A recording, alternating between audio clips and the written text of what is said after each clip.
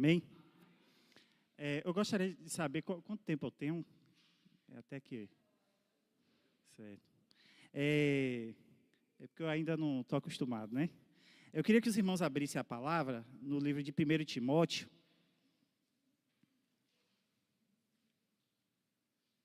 Capítulo 4.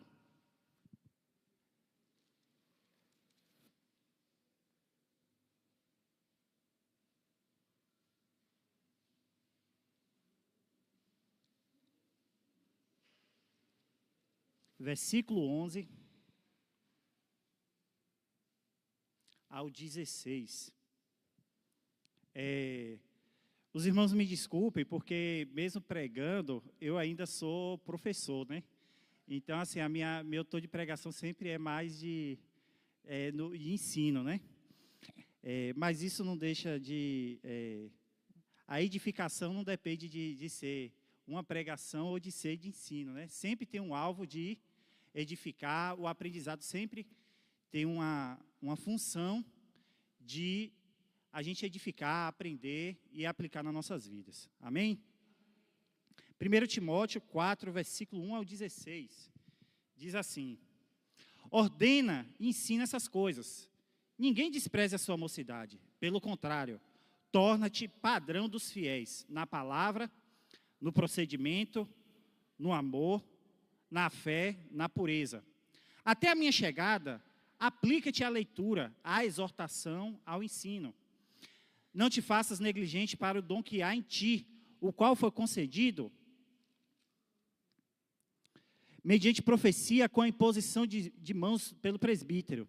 Medita nessas coisas e nelas ser diligente, para que o teu progresso a todos seja manifesto. Tem cuidado de ti mesmo e da doutrina. Continua nestes deveres, porque fazendo assim salvarás tanto a ti mesmo quanto aos teus ouvintes. Amém? Irmãos, a carta de 1 Timóteo, de 2 Timóteo e de Tito são aquilo que a gente chama de cartas pastorais. O que são as cartas pastorais? As cartas pastorais são, como o nome sugere, cartas que Paulo escreveu no intuito de ensinar a Timóteo e a Tito como dirigir uma igreja. E, muito mais que isso, Paulo ensinava a Timóteo como ter a conduta de um pastor, de um líder de igreja. Então, ele chega e vai falar, como o texto ilustra aí, seja um exemplo, seja um padrão dos fiéis na fé, não deixe de exortar, não deixe de ensinar, ocupa-te com a palavra de Deus, com as coisas de Deus, porque um líder de igreja, ele tem que ser um padrão, ele tem que ser um modelo. E ele também vai dar muitas dicas e orientações, e até insights, se é que a gente pode dizer, de coisas que o líder percebe na igreja, ou que deve perceber na igreja. Então ele vai falar bem assim, olha, o pecado de algumas pessoas se esconde por um tempo, mas em um determinado momento se manifesta. Então ele está dando essa orientação para um pastor, dizendo que tem pessoas que vão até se esconder com suas falhas, mas em algum momento vai se manifestar. Em algum momento, Paulo vai chegar para Timóteo e vai falar bem assim, olha, as pessoas mais idosas, você conversa com ele como se fosse um pai, né? Por outro lado, ele vai dizer bem assim, não impõe a mão a uma pessoa, consagrando ela com pressa.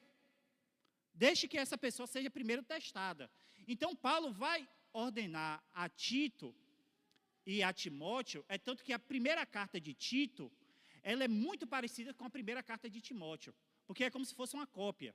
Ele pega aquilo que ele orientou a Tito na primeira carta, ele vai orientar a Timóteo praticamente as mesmas orientações. Então ele vai dar o quê? Orientações de conduta de um pastor, de como ele deve agir, de como ele deve ser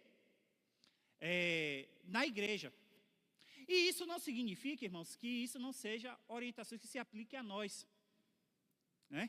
Porque, de qualquer maneira, a gente tem que ser um padrão, a gente tem que ser um modelo na palavra, no ensino, no procedimento. E em muitas outras orientações que aparecem aqui sobre nós. Primeiro, ele vai falar: ninguém despreza a sua mocidade, pelo contrário, seja padrão dos fiéis. Olha uma coisa muito interessante que Paulo fala para Timóteo aqui. Primeiro, ele está falando da mocidade. A mocidade é um momento da vida, principalmente a gente teve ali um evento sobre adolescentes. Eu me converti quando eu era adolescente, ou quando ia para a transição para a adolescência. E a adolescência é um momento dúbio, porque é um momento onde a pessoa não é criança, mas também não é adulta. E gera-se muitas confusões na mente, conflitos. Às vezes é um momento onde o adolescente, às vezes fica mais agressivo, irritado, ele quer se impor. O jovem ou o adolescente, ele tende a ser mais orgulhoso, acha que ele pode tudo. Eu acho que ele pode conseguir tudo, e às vezes é uma palavra de um jovem, de um adolescente, às vezes o adulto ele se surpreende porque ele acha que ele pode realizar tudo, e às vezes, por quê? Porque ele não tem uma experiência de vida. E com a experiência de vida, você vai tomando pancada, você vai começando a aprender, tendo decepções em várias áreas da sua vida, e aí você vai cair na real de que você não pode tudo. E aqui Paulo fala bem assim, olha, uma coisa interessante e aparentemente contraditória, porque ele fala bem assim, olha, ninguém despreze a sua mocidade. E aí a primeira leitura que a gente lê, essa colocação, a gente pensa assim, não, desprezar a mocidade é aproveitar o máximo possível, não é? Não despreze, então eu vou aproveitar o máximo possível. Aí ele fala, olha, antes ser o padrão. Ou seja, a maneira de você não desprezar a sua mocidade é você ser um modelo, é você ser disciplinado. Não é fazer aquilo que o mundo orienta você a fazer. Você pode fazer qualquer coisa. Paulo gera propositalmente esse bug na cabeça de quem vai ler. Ele fala, olha, você quer ser um exemplo? Ou você quer desfrutar da vida? Seja um padrão, seja um modelo. Não pense que você pode fazer ou viver da maneira que você quer. A maneira de você não desprezar sua mocidade é você ser um modelo, é você ser um padrão, é você ser um exemplo para as outras pessoas. E aí ele continua, ó. Torna-te padrão dos fiéis, na palavra, no procedimento, no amor, na fé e na pureza. A palavra aqui não quer falar de conduta, porque a conduta ele está falando aqui na outra expressão, ó, no procedimento.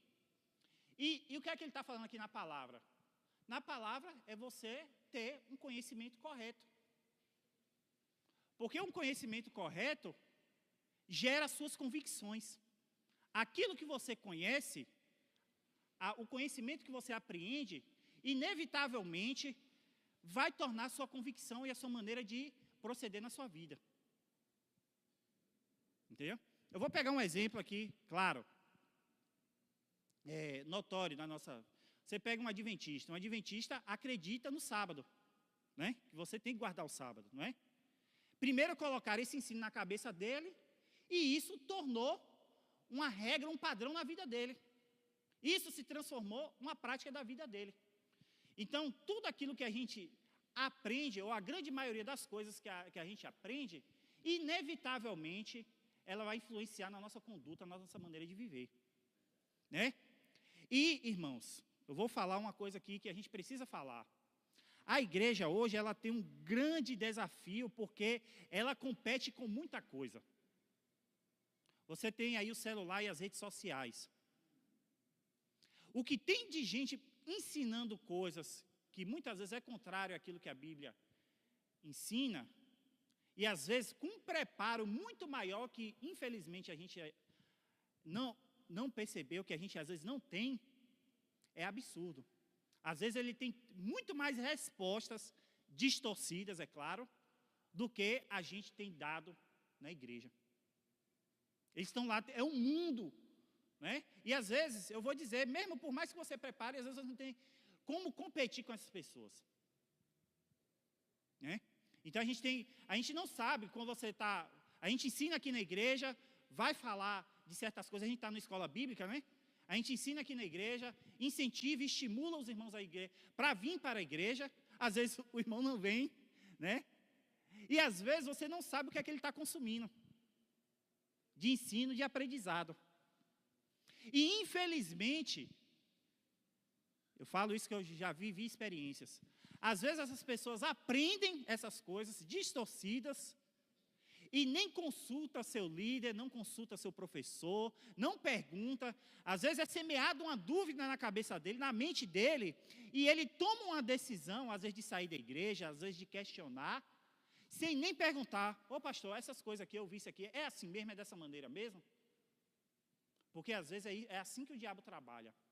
Ele já vai colocando na sua mente que aquilo ali que ele aprendeu é certo, é correto. E às vezes ele toma uma decisão por si mesmo, e quando a gente percebe, o camarada já não está mais indo para a igreja. Então, irmãos, e estamos falando aqui de irmãos que vêm à escola bíblica. Se você tem alguma dúvida, a dúvida, em alguma medida, é saudável. Porque ela estimula você questionar, estimula você aprender outras coisas. Você só aprende, de certa maneira, algumas coisas pela dúvida. Se você não exerce a dúvida, você vai ter aquela certeza, às vezes uma certeza incorreta, e impede você aprender. Mas tem uma dúvida saudável, uma dúvida que é estimulada pelo seu desejo de aprender e de ser um crente melhor. Essa dúvida tem que ser uma dúvida que estimule você a ser um crente melhor. Rapaz, será que isso aqui que eu estou fazendo é correto? Então essa dúvida é uma dúvida espiritual. Não, rapaz, então estimula você a ser uma pessoa melhor. Então, irmãos, se você tem uma dúvida, se algum colega de trabalho, que é de outra igreja, de outra religião, até descrente, semeia uma dúvida, você tem professores na igreja. Você tem pastor. Não pense que você já tem a convicção daquela dúvida que a pessoa semeou. Porque sempre é mais fácil você afirmar aquilo que você pensa. E às vezes a gente não é humilde o suficiente para falar: não, eu vou ver se isso aqui é certo. Você tem chega na escola bíblica, não tenha vergonha. A escola bíblica é para você perguntar, você questionar. Às vezes não é nem seu professor que vai lhe dar a resposta. Às vezes o irmão vai lá, toma a palavra: ó, irmão, acho que é dessa forma aqui. Às vezes o irmão ali que está na classe, ele vai lá e lhe dá a resposta daquilo que é certo. Então, não deixe a dúvida seja uma coisa que desestimula, enfraqueça. E no final das contas a gente sabe, quando é uma dúvida que não agrega nada à nossa vida espiritual. No fundo do fundo, porque causa um desconforto, causa uma inquietação, causa uma raiva, causa uma ira, causa uma indignação, causa sentimentos que não são sentimentos que estimulam você a ser melhor para Deus. No fundo a gente sabe disso. Então ele fala aqui, no procedimento, no amor, na fé e na pureza. E aqui ele está falando o quê? Primeiro, obviamente, para um pastor, para um líder de igreja.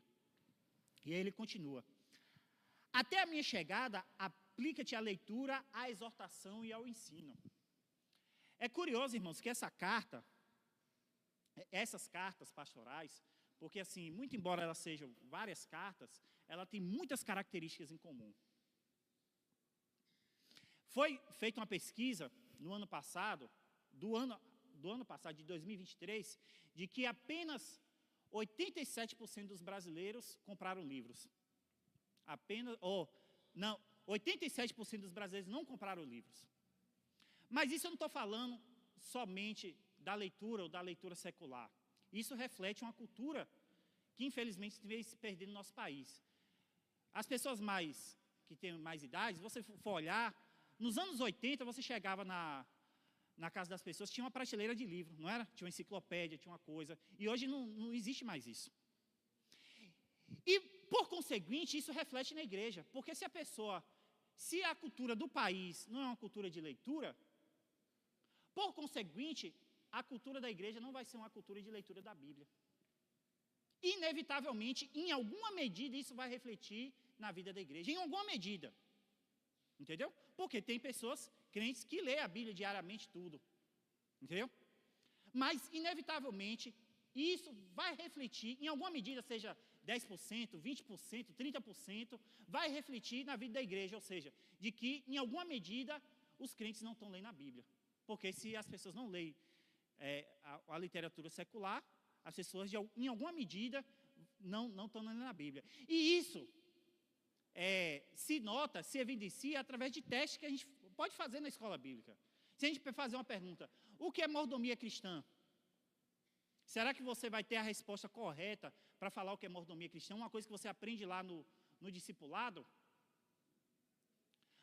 Você vai mostrar um texto, conseguir mostrar um texto bíblico que mostre que a prova bíblica da mordomia cristã, que é uma doutrina fundamental para a gente que é crente, que nós somos administradores daquilo que Deus nos deu.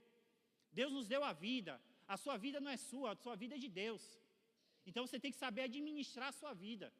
O que é administrar a sua vida? É administrar o seu tempo. Quanto tempo você gasta com Deus? E mesmo quando você não está gastando em oração ou na leitura da Bíblia, você tem gastado o resto do seu tempo em coisas úteis e saudáveis? O seu dinheiro, você tem ofertado, dizimado de uma maneira correta? E mesmo esse dinheiro que você não dizima e não oferta, ele pertence a Deus. É mesmo, Fernando? Porque você vai ter que prestar conta de como você utilizou o seu dinheiro, mesmo que seja para você mesmo, para glorificar a Deus. Será que você está no aperto, ou você, por alguma indisciplina, você está garguelado? Você vai prestar conta disso a Deus, porque você tem que saber administrar a coisa que fica na sua mão a Deus. Porque tudo a sua vida gira em torno de Deus, porque você só é um mordomo, um administrador de Deus. Os dons que Deus lhe deu, você tem despertado, você descobriu, você tem usufruído em Deus e na sua obra? Então, quando chegar lá, você vai prestar conta a Deus. Né? Então, isso reflete, eu falo isso que eu tenho vários anos assim de ensino, já ensinei adolescentes, jovens, que era a mais difícil, né? Porque eles chegavam sempre com pergunta polêmica, né? E às vezes eu chegava e fazia um teste na igreja e falava, isso aqui, aí eu fazia, às vezes você tinha crentes de 10, 20 anos na igreja e não sabia coisas básicas. E inevitavelmente isso reflete na nossa vida espiritual. Porque eu ensino que, como eu não falei aí do sábado, pode mentir, ele está lá, ele sabe tudo da Bíblia, segundo ele lá, que prova que ele tem que guardar o sábado, e eles vão lá e guardam, isso influencia na vida deles. Então, aquilo que a gente aprende, e infelizmente, aquilo que mais mal e danoso, infelizmente, que a gente aprende é aquilo que mais influencia na nossa vida. Você já percebeu? O mais danoso é o que mais tem influenciado a nossa vida e determinado a nossa maneira de pensar e de maneira de agir. Já percebeu? Aí você aprende uma coisa e tal, né? E às vezes a gente não vai pelaquilo que a Bíblia, e para aquilo que Paulo fala, os nossos guias. O que é o nosso guia? É o nosso líder, é o nosso pastor, o nosso professor de escola bíblica, eles são os nossos guias. E Paulo fala, olha, respeite os seus guias, tenha submissão, zele por eles, porque eles velam sobre as suas almas. Né? Às vezes a gente vê um líder, um pastor ou um professor como aquele que quer colocar a gente no cabresto. Você tem que ver, coloque na sua mente, se você não vê o seu líder, seu pastor, seu professor, como uma pessoa que quer lhe ajudar, que está ali para lhe ajudar, existe algo de errado. Seja no próprio líder, no pastor, que ele deve estar alguma coisa errada, alguma conduta errada, ou em você mesmo, porque você não quer se submeter. Então, se você acha que você não vê ele como uma pessoa que você pode recorrer ali para tirar uma dúvida, uma pessoa que é de confiança para lhe tirar uma dúvida, uma pessoa que é de confiança para lhe aconselhar, e que ele lhe dá os conselhos corretos, então existe algo de errado. Então, não hesite. Sabe por quê? Porque se o professor de escola bíblica, se a pessoa ali que está ali, seu líder, ele não te saber resolver a questão, ele vai procurar para resolver para você, porque ele vela pela sua alma. Entendeu? E você tem que colocar isso na sua mente, você tem que ter fixo na sua mente, essa pessoa vela pela minha alma. Porque, por definição, a Bíblia já diz, se ele não assume essa responsabilidade, aí já é outra questão. Mas, você já tem que ter essa coisa na sua mente. Aquela pessoa vela, e aí não tenha medo de você expor sua dúvida. né? Não te faças negligente para o dom que há em ti, que foi concedido mediante profecia e com a imposição de mãos pelos presbíteros. Irmãos, infelizmente, isso é uma realidade, o que eu vou dizer aqui, de boa parte das igrejas. Aí a gente tem um conselho da igreja, a gente tem os líderes da escola bíblica. Aí sabe o que acontece no final do ano, Bruno? A gente fica correndo. Está faltando professor, está faltando fulano de tal para uma determinada função. Aí você olha para a igreja, aí você tem uma pessoa que tem 3 funções na igreja, 4 funções. Sabe por que existe isso, irmãos? Não é porque a igreja é pequena, é porque existem pessoas que não estão exercendo o seu dom. Ou porque existem pessoas que não descobriram o seu dom, não despertaram o seu dom. Aí eu converso com um irmão de outra igreja, rapaz, eu estava conversando com o irmão, a gente conversa e ele falando, rapaz, lá só eu que estou tocando. Só tenho eu e fulano de tal que está tocando. Aí você chega, aí chega lá, tem um irmão que é da adultos, ensina os adultos, aí lidera a classe dos adultos também. Aí tem outro cargo de X e Y. Isso não é porque a pessoa é orgulhosa e quer tomar tudo para si. Isso, infelizmente, é sinal de que as pessoas não estão se disponibilizando para a obra de Deus. E aí o que é que Paulo fala aqui, ó? Desperta o dom que há em ti. Uma das partes fundamentais da vida cristã é o serviço. E existe um grande perigo da pessoa, do crente que não serve. Sabe qual é o grande perigo? Não sei se vocês já perceberam, certamente vocês já perceberam. O crente que não serve, ele tem muito espírito crítico. O crente que não serve, para ele tudo é errado e tudo não presta. O crente que não serve, ele tem opinião para tudo, mas ele não se disponibiliza. Você já percebeu?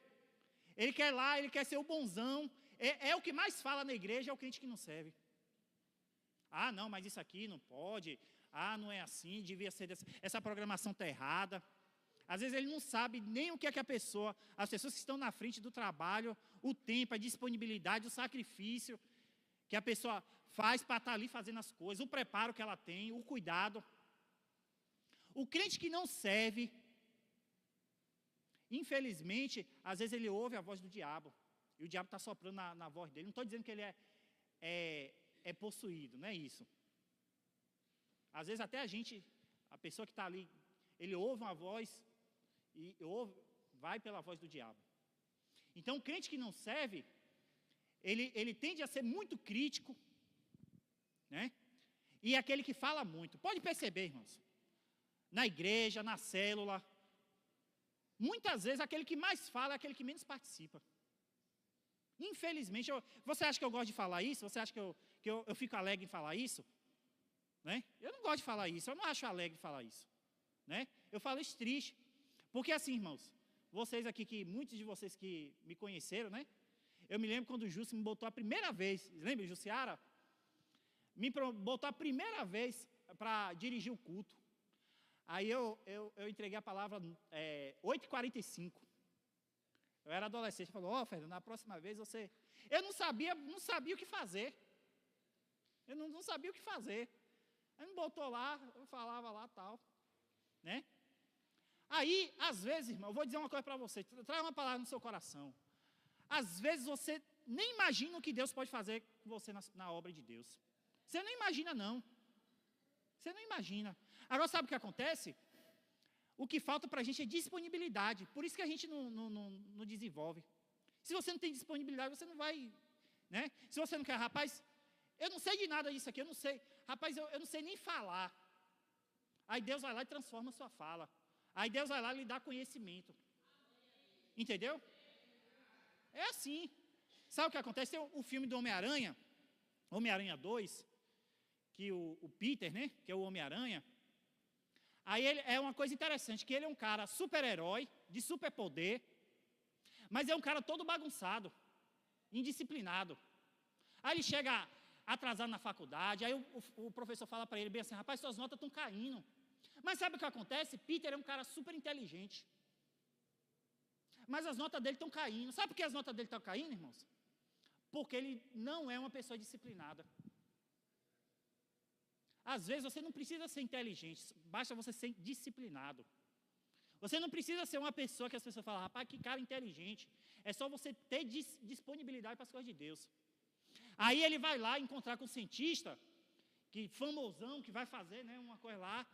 Aí ele falou, rapaz, ó, aí o cara chega lá e fala bem assim, olha, eu vim trazer aqui, juntei os dois gênios, né, o Peter e o cara lá, né, que vai fazer a experiência.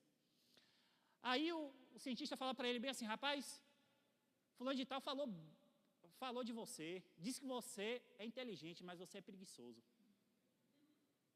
Você é inteligente, mas você é preguiçoso. Então, irmãos, infelizmente na igreja às vezes existe isso.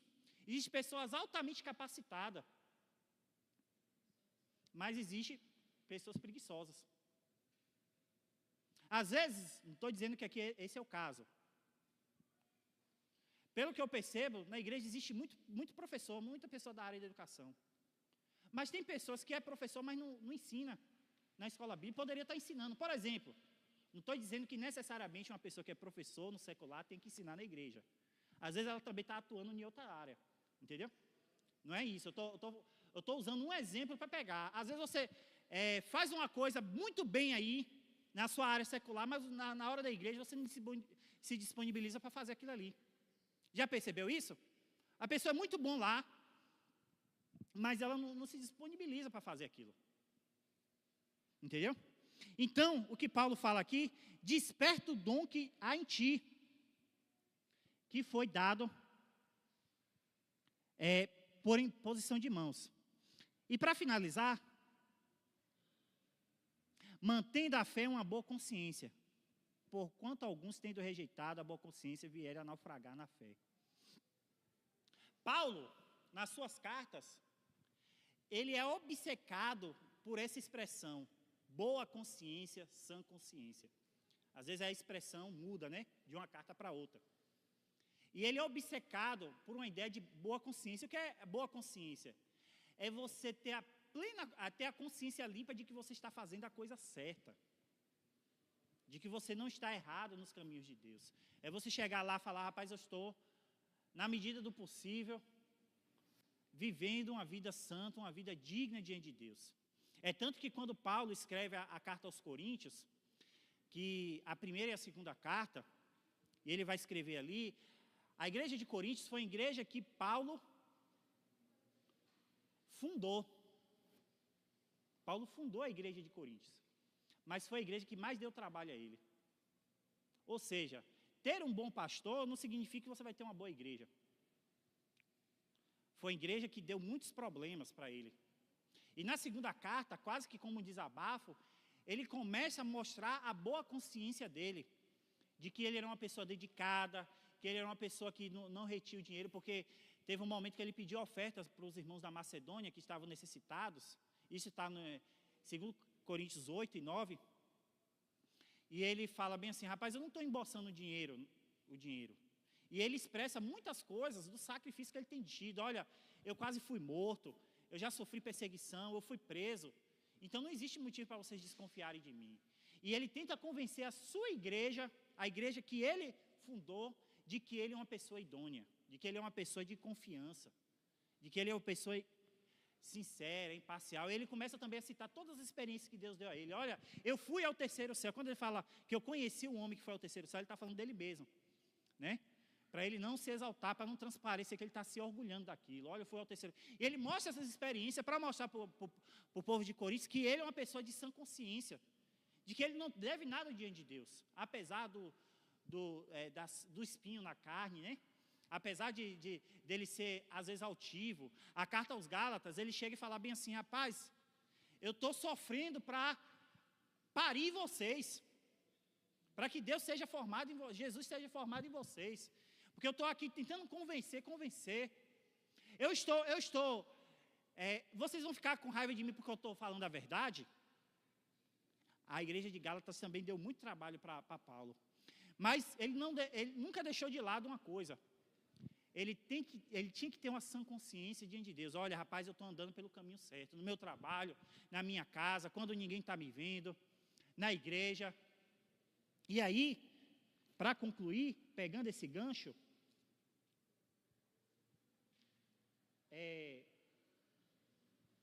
cadê aqui? Medita nessas coisas, ser diligente delas, que a todos o seu progresso será manifesto. Um crente que anda diante de Deus, o progresso dele sempre vai ser manifesto às pessoas. É inconfundível. Você pode se enganar com um falso crente. Entendeu? Mas um crente verdadeiro nunca vai lhe enganar. Sabe por quê? Porque ele fala bem assim, ocupa-te nessas coisas. Porque ele está se ocupando com as coisas de Deus. Quando ele está em casa, ele está lendo a palavra. Quando ele está em casa, ele está orando. E aí, quando ele chega na igreja, ele vai conversar das coisas de Deus. A primeira coisa que ele vai conversar com o outro crente é das coisas de Deus. Sabe por quê? Porque em casa ele está lendo a Bíblia, em casa ele está orando. Ele pode falar de qualquer assunto, mas ele vai falar das coisas. Sabe por quê? Porque ele está refletindo aquilo que ele está vivendo na casa dele. Aí ele vai chegar no trabalho, ele vai falar da palavra de Deus para o descrente. Aí ele vai conversar, vai encontrar outro descrente, vai falar das bênçãos de Deus, dos testemunhos daquele que está vivenciando com Deus. Ocupa-te com essas coisas, ser diligente nelas, que todo o seu progresso será manifesto. E aí sabe o que acontece? Aí voltando para a questão que a gente falou aqui, do crente que, o crente que não é ocupado, é o que mais conversa. E outra coisa, às vezes é o que mais dá trabalho. Aí você precisa visitar ele, não é assim, Bruno? Você precisa visitar, aí você fica dando dor de cabeça, dá conselho, dá conselho, dá conselho. Aí você vai e volta, porque não está se ocupando com as coisas de Deus. Aí chega assim, aí ele fala bem assim, o pastor não me visita. Pastor nunca me visitou, irmãos. Não estou falando aqui por orgulho, mas pastor nunca me visitou. Não estou falando que o pastor não precise visitar, entendeu? Não estou falando isso. Ou que o pastor não deva visitar, né? Não estou falando isso. Mas o cara fala, eu já vi muito crente, o pastor não me visita, o cara está dando uma desculpa para o erro dele. A gente sempre tem uma desculpa, para ser mais relaxado. A gente nunca tem uma desculpa para ser mais disciplinado. Você viu o cara falar, dá uma desculpa assim, rapaz, eu vou pegar a chave da igreja para ir orar lá. O cara não arruma desculpa para pegar a chave da igreja para vir orar. Mas o cara tem uma desculpa para chegar atrasado na igreja. Ele sempre tem uma desculpa. Ele sempre tem uma desculpa para... Eu estou falando que isso já aconteceu comigo também. A gente sempre tem uma desculpa para ser mais relaxado. A gente sempre, quando a gente pergunta para um líder, para o pastor, a gente sempre pergunta assim, eu posso fazer isso? Sabe por quê? Porque a gente quer sempre uma desculpa para ser mais relaxado. Não é assim? A gente quer que a pessoa fale que a gente pode fazer. Não é assim? A gente nunca fala assim, rapaz, pastor, eu posso orar 1 hora? Aí vai dizer, irmão, ore até 2, ore até 3. A gente nunca tem uma desculpa para ser mais relaxado. E eu estou falando a gente ser humano mesmo. E eu estou falando isso para a gente chegar em casa e falar, rapaz, agora eu tenho que ter uma desculpa para ser mais disciplinado. Porque o Fernando falou, isso não é para... Isso é para estimular o nosso pensamento e a nossa autorreflexão. Para a gente chegar assim e falar, rapaz, eu preciso ser mais disciplinado. Ele falou uma coisa, eu não tinha percebido isso. A gente, ser humano, a gente sempre tem uma desculpa. Gastar mais, a gente quer sempre gastar menos. Não é assim?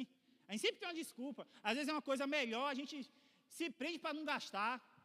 Né? A gente paga as consequências para não gastar mais numa coisa melhor. A gente sempre tem uma desculpa para ser mais relaxado. E aí Paulo fala, olha, inevitavelmente, se você se ocupa com as coisas de Deus, seu progresso vai ser manifesto. Da mesma maneira, irmãos, que a gente não fala por julgar e para não ser maledicente. Mas a gente percebe quando a pessoa não está progredindo na fé. Você não percebe? Você não percebe. Você percebe aquele crente que parou no tempo. A gente não percebe o crente que parou no tempo? Sabe por quê, irmãos? O crente, ele não aposenta. Você não chega no trabalho, não chega o tempo que você deixa de trabalhar. Às vezes o camarada deixa de trabalhar no trabalho, mas você não se aposenta, o crente não aposenta. Entendeu?